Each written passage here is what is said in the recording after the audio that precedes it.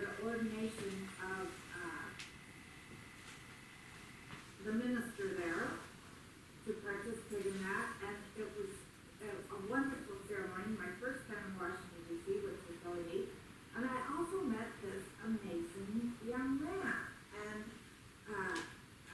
I think that, I can't remember, I remember us walking down the street afterwards or something, but I remember feeling like I had met my brother. And it was a really exquisite feeling, and I've been a champion of his ever since then. He has a resume that is really long. He's done so many different things. I know he's really proud of being a father and a grandfather, and he's an ASL, he's had an ASL dance troupe, and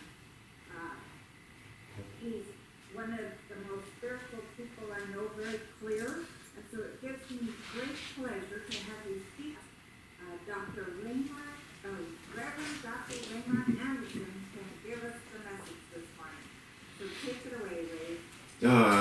Thank you, my beloved sister. I am honored to be with you all, and just so you know, I love her, and I know that she loves all of you, so I love all of you already right now. I don't even know you, but I know that we are one beloved family, so it is my pleasure to be here with you all today.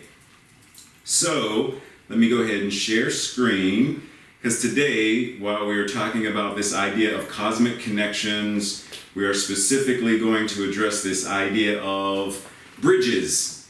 And specifically today, we're talking about bridges that last. However, I'm going to be sharing a few different types of, or ways of thinking about bridges. So let us begin with, I want you to think of the world's strongest, most enduring bridges. What makes them last through the test of time? Is it a good foundation, the right materials, an engineer inspired to build something that will last? A team who checks on it every so often and does the necessary repairs as needed? Well, we must understand that the same can be said for building lasting, heartfelt, healthy relationships.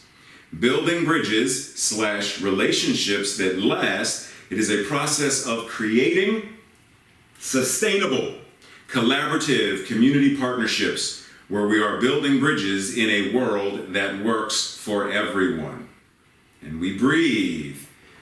There was a time in my life where I was a public school teacher. Now, I'm not going to do this to you today because I did promise that I was going to deliver this message within the time frame that I am given. And so, you have been given a pass today where I will not quiz you. But the next time you see me, there may be a test, so be aware. When we're talking about bridges, you know, the things, London Bridge, the Brooklyn Bridge, San Francisco Bridge, if I were to ask you, just think to yourself, if I were to ask you, why do we have bridges? What purpose do they serve? We may come up with and recognize that a purpose and function of a bridge is to connect 2 points in space, point A and point B. Well, why might we need to do this? In order to shorten the distance between the 2 points. Because I'm pretty sure that if we were to stand on one side of the San Francisco Bridge and I said, okay, I want you to put your Jesus walking on water shoes on and jog to the other side, it's still going to take you a minute. Right? So we understand that the bridge is there to serve a purpose of shortening the distance as well as facilitating easier travel. Because traveling across the water may not be easy. Traveling across a ravine may not be easy. Traveling across this huge expanse may not be easy. The terrain may be untraversable, so the bridge serves to make it easier and possible. Once again, we are reminded that this month, the theme is cosmic connections, but I want us to be aware that cosmic connections is the art of building bridges. Even the graphic itself has 2 bears, I think they're bears, 2 bears and a bridge. But what is this saying to me is the reminder that we are all part of the bridge building team in a world that works for all. If we are alive today, then we're on that team. Ernest Holmes says in the book, This Thing Called You, there is but one presence in the universe. Pause for a second, because I want to add an addendum to that. there is but one presence that is the universe. Got it? There is but one presence that is the universe. And since it is in and through everything, then it must be in and through you. This presence manifests itself in and through all forms, all people, all conditions. This presence, which is in and through you and everything, this presence is life itself. Its very nature is love and givingness, which means that nature is our nature as well. Our nature is love and givingness. So what is this saying? Is that you are it. If you are God, Ernest Holmes said in the Ernest Holmes papers, God in me, as me, is me. We are it. That means in terms of building a bridge, you are the bridge builder, you are the materials that build the bridge, and you are the bridge itself. Every time we are engaging in the creative process, we are creating some form of connection. And that could be connecting to trauma or connecting to healing. We are intimately connected because there is no way that God can be disconnected from itself. It is connected to everything because it is everything. So it's important for us to recognize that there is nothing outside of us that is going to do this for us. It's us. Even if we go and look at the idea of the bridge once again, the bridge builder, the architect, who is thinking of a bridge, has the design in their mind, in their consciousness, long before the bridge takes form. And while they're designing it, they are already thinking of what materials will best suit the purpose. But that thinking is already within them. That means the architect who builds the San Francisco Bridge, the Brooklyn Bridge, the Golden Gate Bridge, any bridge, has already within them thinking a thing that is not as though it were and making it so. They are already anchored in answered prayer of, I am here to build a bridge. I know the materials needed to build the bridge. I know what the bridge looks like. Now I roll up my sleeves and make it a thing.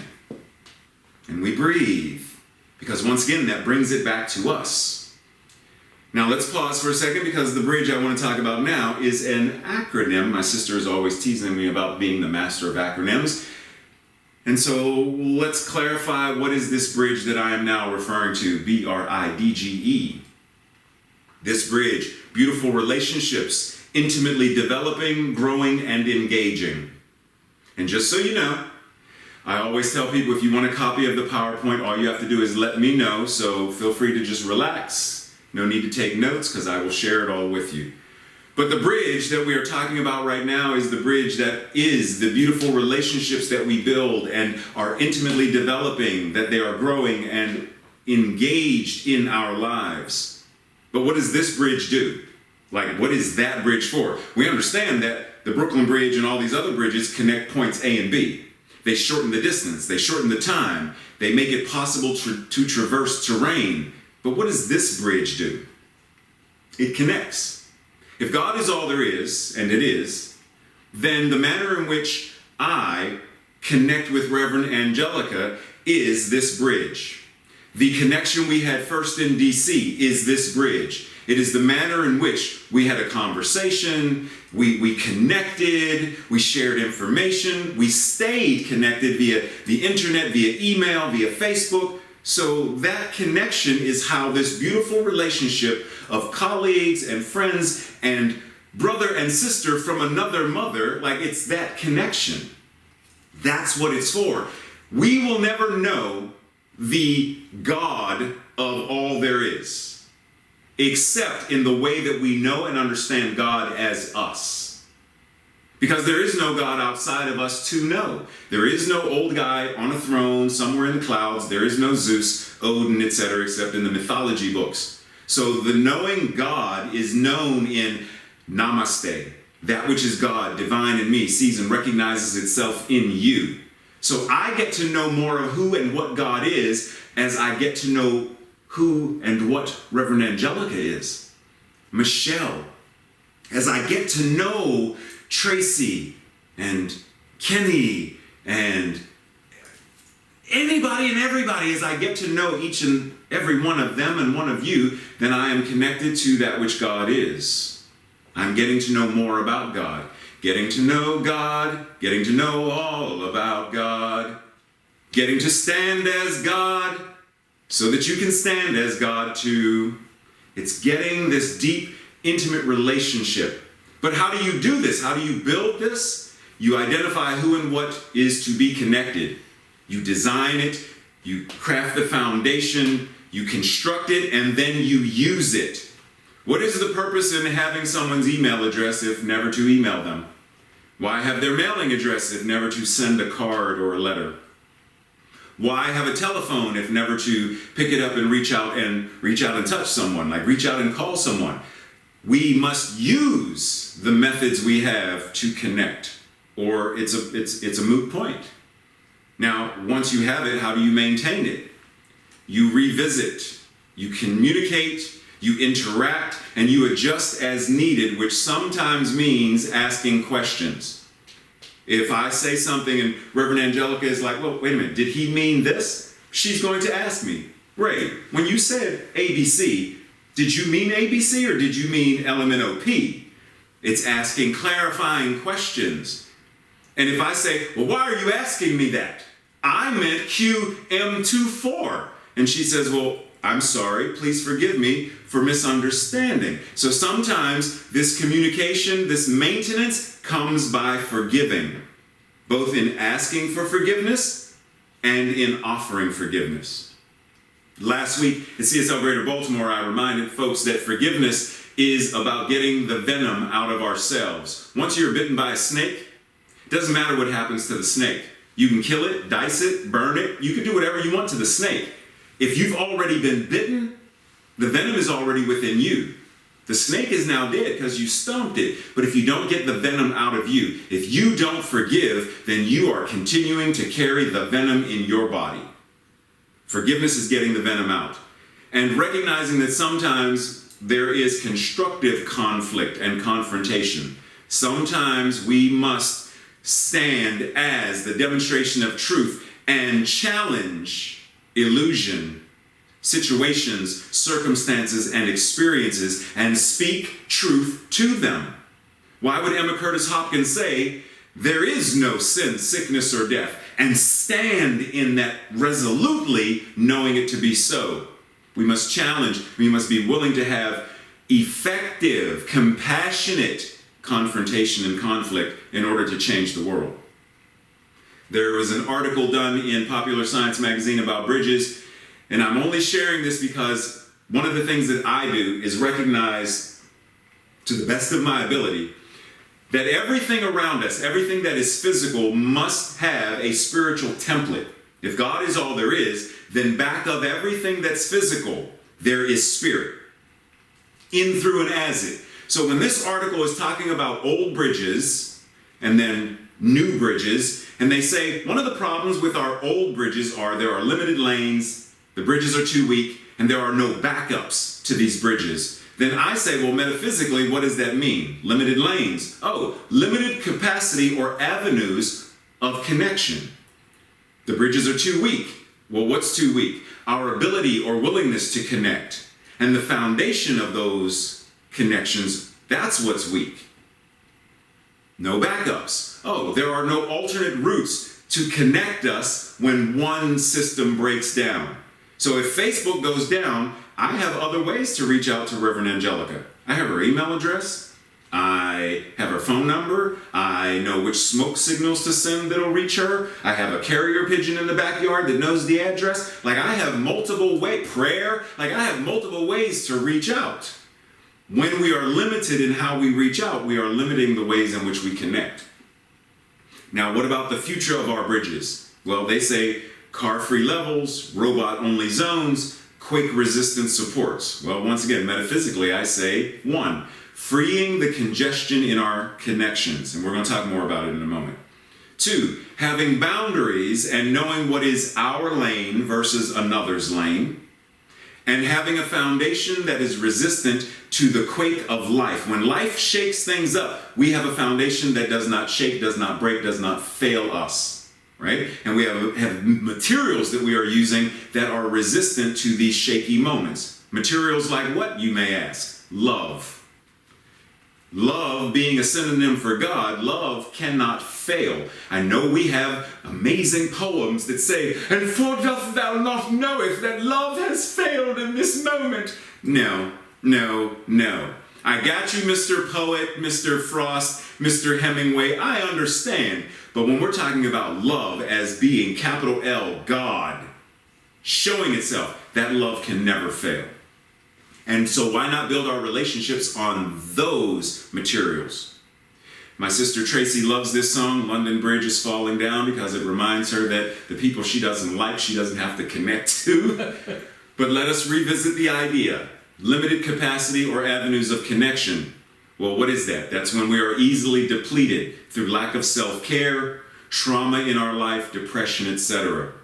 Well, what about the willingness to connect and the foundation being weak? Well, that's when we have resentment, fear, anger, unclear or non-existent boundaries. Well, what about that other, alternate root thing? Well, oftentimes we'll say, once we're hurt, we shut down and close ourselves off. You will never do this to me again. You betrayed me once, you will never do it again. So if we are holding on to any of these things, though, then we cannot build new bridges. We cannot refurbish and build connections. So when we say, number one, that we are freeing the congestion in our connections, then what we are doing is self-care. We are pouring into ourselves and we are giving from the overflow. We're not giving from the base. We are always in overflow and giving from that. Having boundaries. Well, that's healthy and effective boundaries. Doing what is ours and not theirs to do. And what practices? Well, practicing nurturing and repairing relationships through nonviolent communication, forgiveness, science of mind prayer, treatments, ho'oponopono, and a meta prayer. Ernest Holmes said, "No greater good can come to you than to know that the power already within you is the power to live, the power to create. Not only to create for yourself, but for others. The power to do good, the power to heal, the power to prosper. You are to realize that the power within you is a divine authority. It is a dispenser of the divine gifts. It is the giver of life, of joy. It proclaims the kingdom of heaven, the harmony of the soul, and the unity of all being. And that is what we are." And pause and breathe. Right now we see an image of the Edmund Pettus Bridge. And if I were to ask you, why is that bridge a significant bridge? Well, once again, what did I say before? That anything that is physical, I look at it metaphysically and say, well, what is the spiritual thing that this is representing? And the spiritual representation of this bridge is a reminder that some bridges are not meant to connect us to health and love and joy. Some bridges connect us to our depression. Some bridges connect us to our trauma. Some bridges keep us connected to a past which we no longer desire to live in, but for as long as we keep traveling back and forth across that bridge, we keep the trauma alive.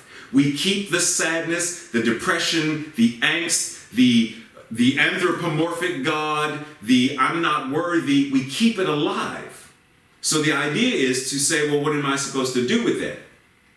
Recognize that we have examples of individuals who have already shown us how to transform a bridge, how to reconcile, how to transmute, how to transform. There are many people right here and right now, you all included, who are learning and stepping into greater awareness and a greater state of being, recognizing that sometimes bridges, crossing them, moving through them, it's not enough. Sometimes we are called to be the bridge itself.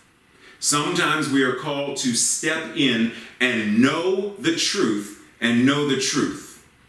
And know the truth. Not just, I think, lowercase t truth. No, I'm talking about know the truth. Know the truth and the truth shall set you free. How often do we say there is nothing that needs to be healed, only truth to be revealed? When we step into be the bridge, then we are stepping in to be individuals who know the truth and are affirming and declaring a world that works for all, which means we are willing to do the work. We are willing to believe in the unity of all life and that the highest God and the innermost God is one God. We are willing to believe that God is personal to all who feel this indwelling presence. We are willing to roll up our sleeves and walk the walk that demonstrates this. Not just pray about it, not just, because Ernest Holmes said, treat and move your feet. So not just pray, not just meditate, not just think about it, but to be the active demonstration of unity. To be the active demonstration of God incarnating itself. To be the active demonstration of this divine authority. And we breathe.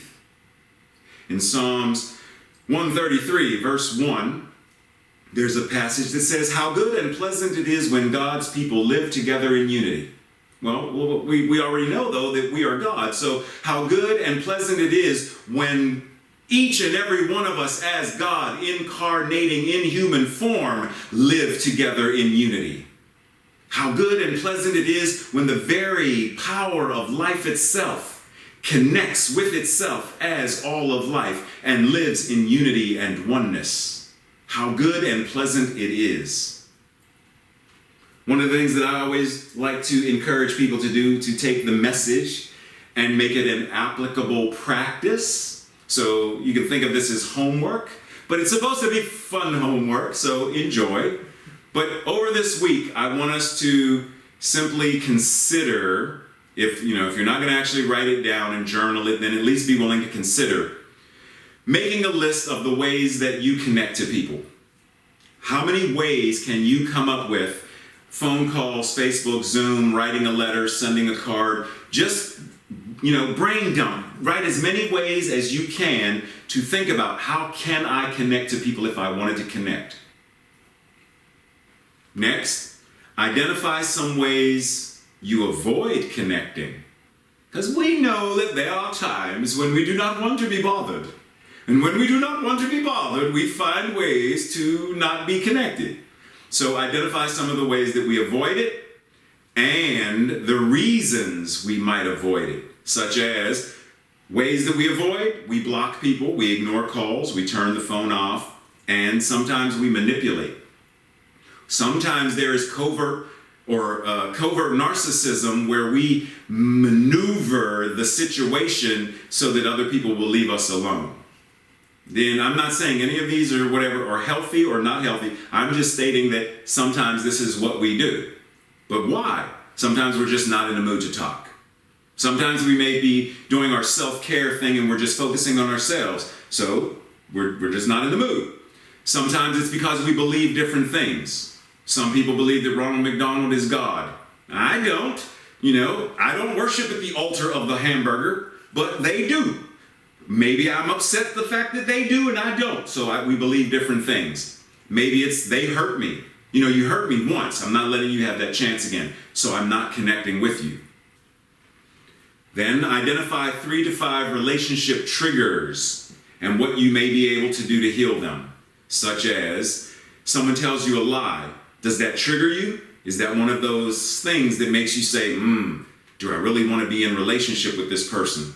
Maybe they're unreliable. They told you 6 times they're going to meet you on Monday to go for lunch, and 19 Mondays go by and you still have not met for lunch, and they're still telling you, I'm going to meet you for lunch. We're going to go out to have lunch. When? On Monday. Which Monday? This Monday. And then that Monday comes and goes and you're like, you're still not here. So they're unreliable. Sometimes it's politics. Sometimes it's religion. Various things can trigger us. And then lastly, identify ways that you currently nurture yourself, currently build, currently strengthen your relationship to yourself and to your higher self, capital S self. Because once again, remember, the manner in which we know God, it is an intimate, indwelling presence. Intimate, indwelling presence. So as we nurture and build ourselves, we are gaining a deeper understanding of who and what God is as this incarnated form. And then identify ways that you can do some of this more consistently. And I'm always available for questions. If there's anything that I ever say that you're like, what did you mean when you said, feel free to ask Reverend Angelica for my email and phone number and that carrier pigeon that I referenced. So feel free to reach out. Now, at this time, I would like us to simply breathe as we anchor and prepare for that thing we call spiritual mind treatment and prayer. So we breathe, recognizing that this breath, this inhalation and exhalation that our bodies are doing without us needing to tell our body to do it. We don't have to say lungs expand and contract. We don't have to say move the oxygen into the cells and oxygenate the body and the blood and the brain. We don't have to say any of that. The body is intelligent enough to know and to do it while we do other things. And so we surrender to this awareness, which ultimately is surrendering to the awareness that this is God, breathing this divine and holy ruach, the divine breath of creation, in, through, and as itself. This breath is God breathing itself as each and every one of us. And so as we surrender to this awareness, I speak what I know. God in me, as me, is me. There is only that one power, one presence, one mind that is God itself, one life that is God itself. And what it is, I must be. And what is true for me is true for everyone on this call now and everyone who gathers in service on YouTube. And it's the truth for all right now. And so I anchor and ground to this truth, knowing that any feelings of separation and loneliness and anger and angst and weariness and fear about anything and everything, be that politics, be that health, be that finances, be that trauma of past, whatever it is, God is on the job. Whatever that is, it is already right now through these words. Because I know that these words are not Raymont's words. God is all there is. So this treatment is an individualized expression of God praying itself. God is saying this prayer about itself, through itself, and into the law of itself. That means this prayer is already anchored in the mind of God, where it originated. This prayer being anchored in the mind of God is already answered prayer. And so I am not praying to ask for anything. I am simply praying, knowing the truth for each and every one of us. Health and well-being is who and what I am, who and what all are. Whole, perfect, and complete beings, the demonstration of God in human form. From the top of our heads to the soles of our feet, it's God and good. Every person we see and everyone who sees us sees the face of God. Every hand, every hug, everyone we touch and everyone who touches us feels the vibration of power in the same way that the woman who touched Jesus' cloak felt the healing. We are that healing presence. I know it for myself and I know it for all assembled here. There is only love, only life, only joy, only that which is the spiritual magnificence, God itself. And knowing that, I stand in gratitude, knowing that I declare in thanksgiving, knowing that I surrender this into the law, knowing that the wholeness, the perfection, and the completeness of each individualized expression of God is right now rising to match the mental equivalent of wholeness, perfection, completeness, the audacity to shine and be love made flesh in a world that works for all. The law has received, the law says yes, and with mechanical and scientific precision, the law responds accordingly. Knowing that it's done, I stand back and marvel at the way that the universe demonstrates answered prayer. And together I and all assembled declare this truth by saying, and so it is.